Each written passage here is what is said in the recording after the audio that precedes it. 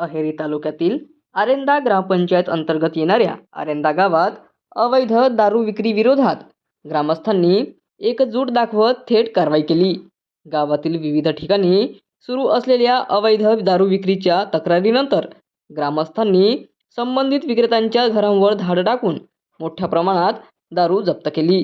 कारवाईनंतर गावात दवंडी काढून दारूबंदीचा निर्धार जाहीर करण्यात आला.